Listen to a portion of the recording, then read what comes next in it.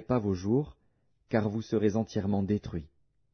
L'Éternel vous dispersera parmi les peuples, et vous ne resterez qu'un petit nombre au milieu des nations où l'Éternel vous emmènera.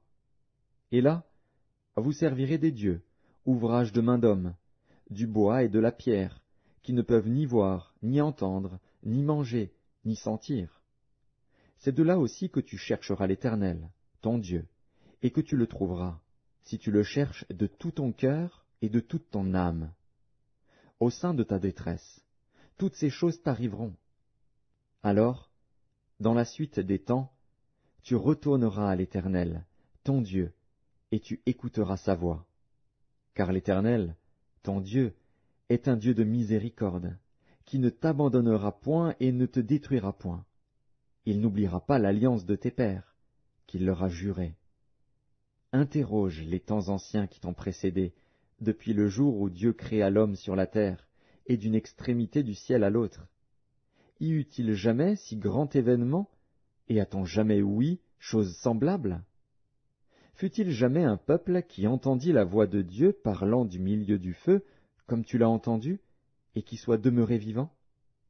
Fut-il jamais un Dieu qui essaya de venir prendre à lui une nation du milieu d'une nation, par des épreuves, des signes, des miracles et des combats, à main forte et à bras étendus, et avec des prodiges de terreur, comme l'a fait pour vous l'Éternel, votre Dieu, en Égypte et sous vos yeux? Tu as été rendu témoin de ces choses, afin que tu reconnusses que l'Éternel est Dieu, qu'il n'y en a point d'autre. Du ciel, il t'a fait entendre sa voix pour t'instruire.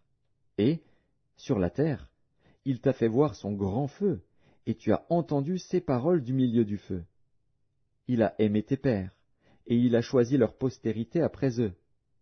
Il t'a fait lui-même sortir d'Égypte par sa grande puissance. Il a chassé devant toi des nations supérieures en nombre et en force, pour te faire entrer dans leur pays, pour t'en donner la possession, comme tu le vois aujourd'hui. Sache donc en ce jour, et retiens dans ton cœur que l'Éternel est Dieu, en haut dans le ciel et en bas sur la terre, et qu'il n'y en a point d'autre. Et observe ces lois et ces commandements que je te prescris aujourd'hui, afin que tu sois heureux, toi et tes enfants après toi, et que tu prolonges désormais tes jours dans le pays que l'Éternel, ton Dieu, te donne.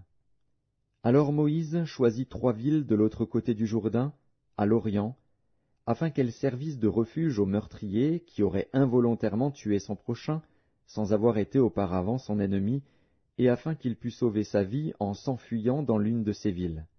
C'étaient Bétser, dans le désert, dans la plaine, chez les Rubénites, Ramoth, en Galaad, chez les Gadites, et Golan, en Basan, chez les Manassites.